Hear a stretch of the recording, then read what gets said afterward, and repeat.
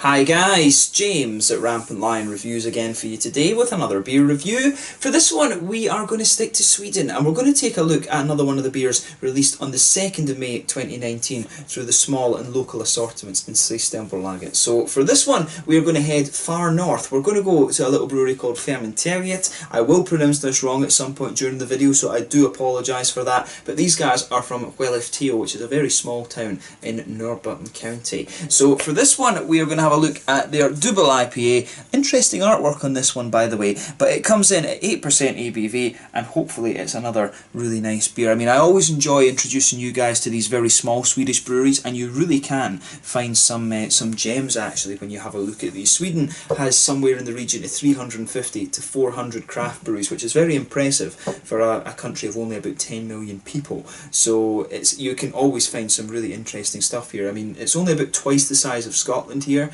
but they've got, you know, about 4 times the craft breweries or something like that. It's very impressive actually. So yeah, do have a look on the Skellefteå website at the local and small assortment releases, because you will find some really interesting stuff. So yeah, as always with my reviews then, I'll tell you a little bit about the brewery. If you want to get straight to the tasting, just fast forward. All the usual links are in the description below. That's the brewery website, the link to my other reviews that hopefully I can do in the future from Fermenteriet. It's the very first time I'm trying one of their beers.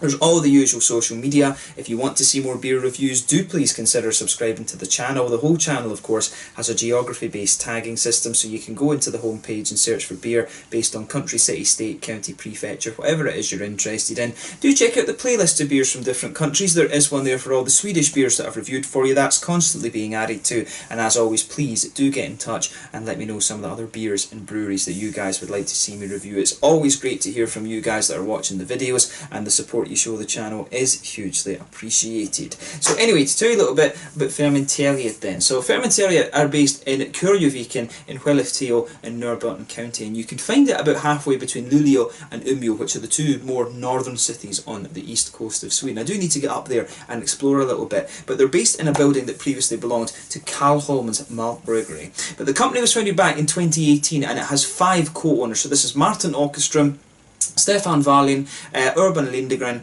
Michael Jakobsen, and Victor Jakobsen as well. But out of the group, it's only Victor who has experience in brewing, and when they started up, he had been homebrewing for around 4 years, but he had to very, very quickly train the other guys so they could take part in the brewing operations, and he was the only full-time worker in the beginning as well. But the brewery started off with a 400 litre brew kit, and they're aiming annually for an output of around 500, for about 50,000 litres per year actually. So a very, very new brewery who are only just kind of starting up, and it's always cool to review beers from little breweries that are that small actually for you here. So hopefully we see some more good things from them in the future. They've only got a couple of beers listed on the Untappd pages and things like that, so it'll be interesting to watch these guys and just and see how they grow. But yeah, that's all you really need to know about the brewery just now. That's the only information I was really able to find about them actually. I usually use beernews.se to read about the different breweries that I review for you on here, so if you guys are interested, take a look at that website as well.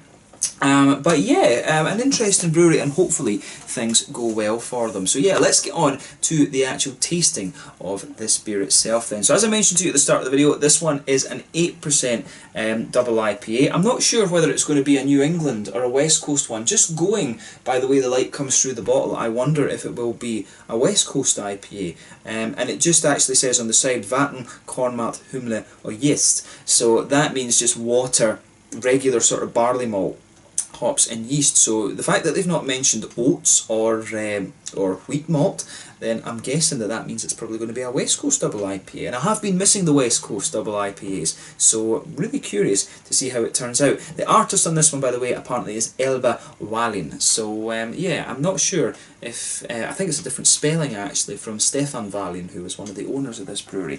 But yeah, kind of interesting. This one reminds me of these little troll dolls that used to be big. I think, are they from the 80s? It's a bit before my time. I'm a 90s child, me. But I always remember those troll dolls, and it really does remind me of that a little bit. Just a plain bottle cap on this one. It would be cool eventually if they got this on the top, though. That would be quite nice. I always like it when they've got personalised bottle caps. But without further ado, let's get it out and we'll get on with the tasting then. Nice little bit of smoke on the opening there, and we'll get it out and into the glass. So yeah, I've got a feeling you can smell some nice kind of caramelly malt notes out of this. I've got a feeling this is a West Coast double IPA. But it looks really nice. That's a nice sort of mahogany looking colour actually. So yeah, as you can see then, we can get rid of the brewery notes now. As you can see, this beer's poured a really nice sort of somewhere between mahogany and chestnut actually. Walnut colour might be a good way to describe that, not quite sure. But yeah, it's a nice kind of medium sort of brown colour, this one. I really like how the colour of this actually. I don't think I've had a double IPA that's quite as red but also quite as caramelly looking as that. But you can see there's a solid half finger of a frothy, I'd say sort of fawn coloured head on this one. That one's, it's not cream, it's not beige, it's sort of in the middle, so I think fawn is a sort of good colour to describe that as. I'm not sure how to translate that into Swedish actually. So yeah, it's a sort of very light, very kind of beigey colour there. I'll just put that up to the camera for you there. But one or two big bubbles sticking towards the side of the glass there, and a few little ones just heading up towards the bottom of that head. I'm not sure how well you're going to see that on the camera, but this beer does have a little bit of haziness to it. It's not completely transparent, but you can, depending on what beer it is of course. Not all of the West Coast IPAs, or double IPAs for that matter, or even pale ales, are completely colourless. Usually to do that they have to filter them, so this one I think is a nice unfiltered double West Coast IPA, this one. But yeah, it looks very, very nice, and you know, nothing overly surprising about this one, considering that it is a West Coast double IPA. So it's got a nice, slightly unusual colour right enough, but not out with the realms of possibility for the style. So yeah, let's take a closer look at that aroma then, and just see how we get on from this one. Oh, now this is really interesting. It's very, the first thing you're going to notice about the aroma in this one, very, very smooth and very bready, and then just on the back end of the nose you're going to get the nice sort of sweet caramel notes. It almost smells a little bit grainy when you first take it in. It almost has a little bit of that English malty quality to it when you take it in, but then it really smooths out and becomes more bready, and you get these nice toasty brown sugar notes out of this one. This aroma smells pretty good actually. Yeah, it almost has a little touch of a woody note to it, and almost very, very slightly vanilla, but those are quite minimal, I think. But yeah, a really nice sort of bready malt to this one. It's got a little bit of a brown bready edge to it actually, which is interesting. But definitely some brown sugars, some sweetness in there. When you sugar the beer up, you start to get more of the sweeter side of the brown sugars in this beer. But a little bit toasty, definitely a little bit of a biscuity quality to the beer as well. Yeah, really nice. It's really nice how that aroma goes together. But yeah, brown sugars in there, a little bit of a kind of candied sort of thing. To me there's some sort of woody vanilla type note coming out of the aroma of this one. It starts off grainy, then you start to get the sweeter brown sugar notes out of this one. The malt base in the aroma of this beer really is very nice actually. It's quite different from the American brewed West Coast IPAs, but it's certainly enough to catch your attention, to be honest with you. It's quite a complex and unusual malt base that this beer has. So thumbs up to Fermenteriet for their the aroma of this one. It really is quite nice actually. It definitely, to me, this one leans more towards the malty side of things than it does the hoppy side of things. But that said, it does have a nice fruity presence to it.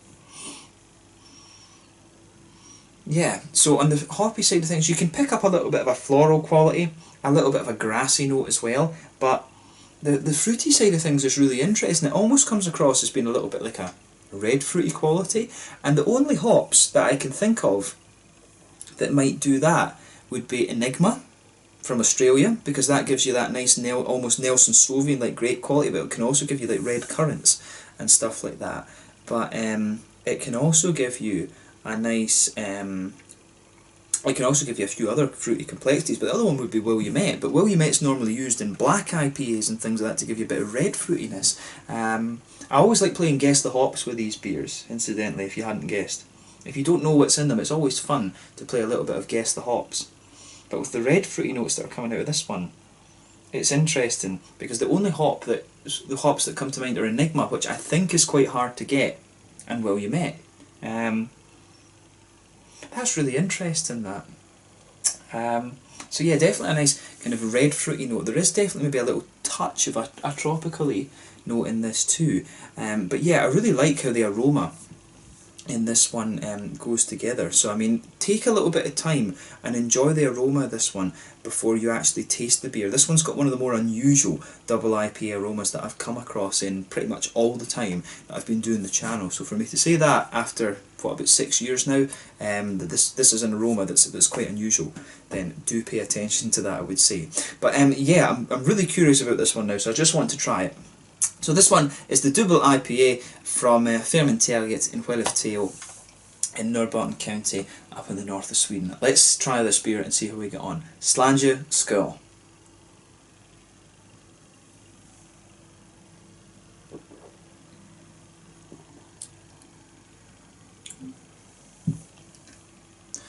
Yeah.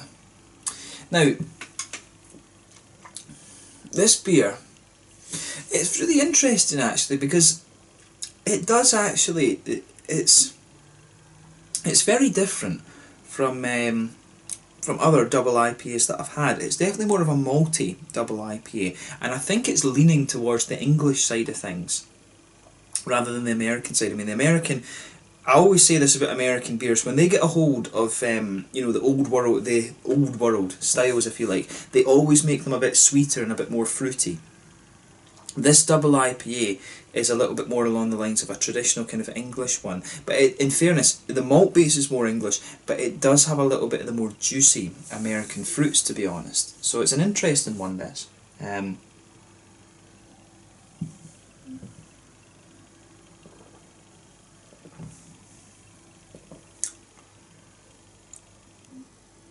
Yeah. I do like how this is going together. It's one of these beers that's a bit different on the palate. So let's try and break it down a little bit then.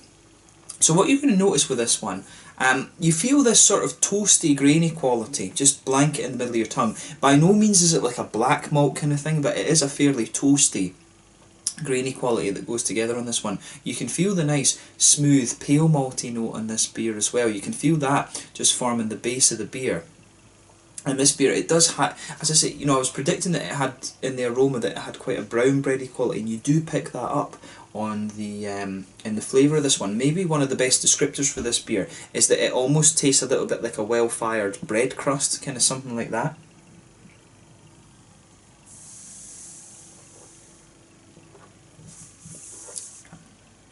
Yeah. So the malt base is very, very smooth on this one.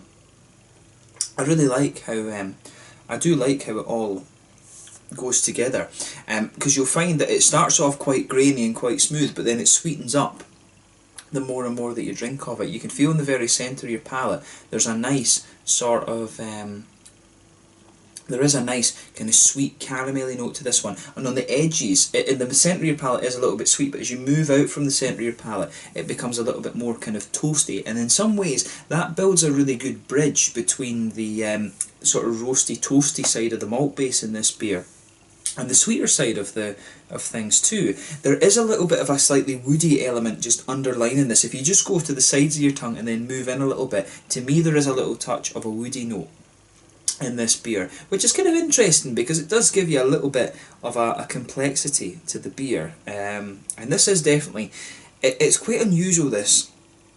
I can't really think of any other double IPAs I've had that I could compare this to, so I really can't. It is definitely unique within this style bracket. It's definitely, you know, it definitely is a double IPA. It leans a little bit towards the English side of things rather than the American side, but you know, overall it's a nice beer. I wouldn't hesitate to drink it again, but it's definitely one that's going to challenge the palate and sort of push the boundaries of the style a little bit, because it really is more grainy and malty and kind of things.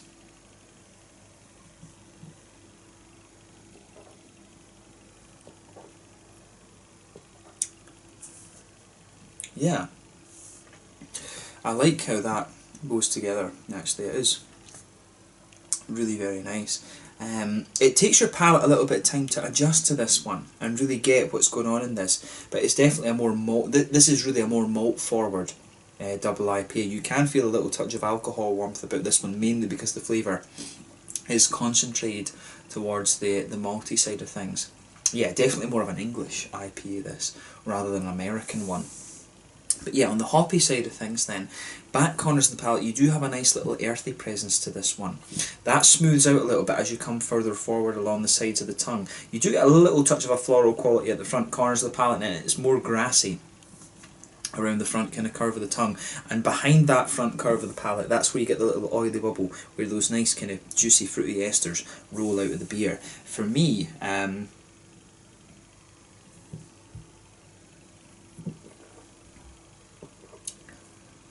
yeah, there's maybe a little touch of an orangey note to this one.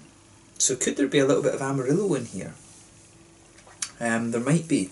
I wasn't picking up so much on orange in the aroma right enough, but there might well be a little touch of orange on this one as you go further into the, as you go further into the beer. It's definitely got a little bit of that oily orange quality, but there's definitely a red fruity presence. There's almost a little bit of a slightly phenolic quality about this one. It does have a kind of cakey, like boozy, fruit cakey type quality to the beer.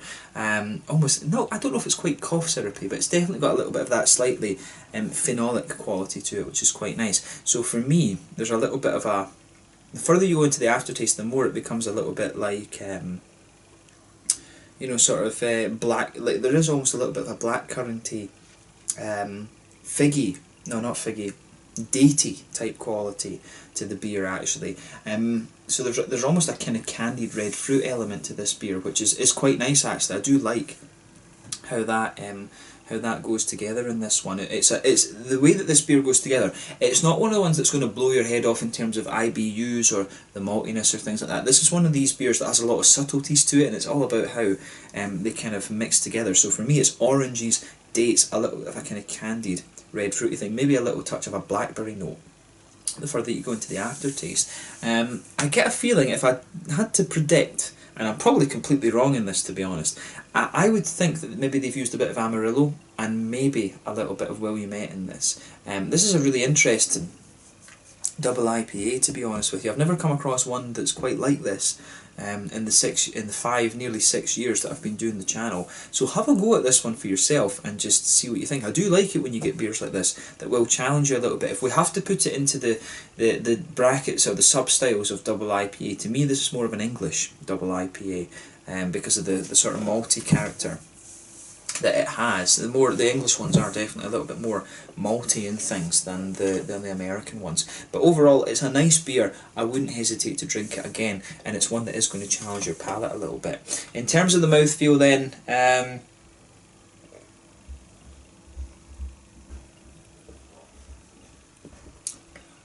yeah, I would say sort of top end of mid-body this one. The carbonation is very smooth. The mouthfeel overall is pretty oily. There's a good little bit of hoppy bitterness to this one. I think we're talking maybe about 50-ish IBUs, maybe 40. But I think, yeah, 50. We'll go with 50 for this one. The malt base has a good balance between those toasty grainy notes and the sweeter side of things. I find that it starts off grainy and smooth, but then it sweetens up the further you go into the aftertaste. There's a nice juicy fruity side to the beer as well. It's got a little bit of an oily character from the fruity side of things too, but you've also got a little bit of that nice floral quality. The earthy and floral notes do kind of linger into the aftertaste, and you get those little woody complexes in the beer as well, or complexities rather.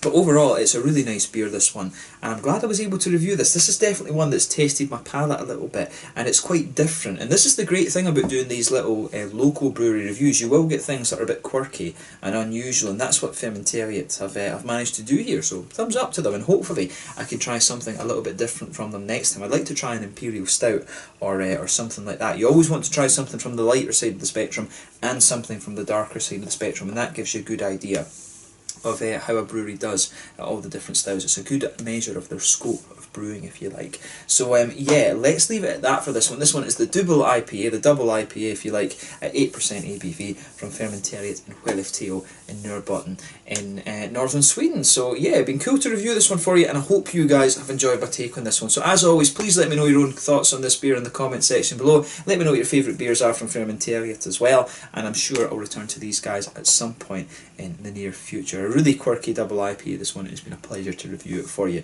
As always, check out my social media, and I will catch you guys very soon. The Dubbel IPA from Fermenteriet in Skellefteå, Nörbotten here in Sweden. Until the next time, Slanger just now, and I'll catch you guys later. Skål.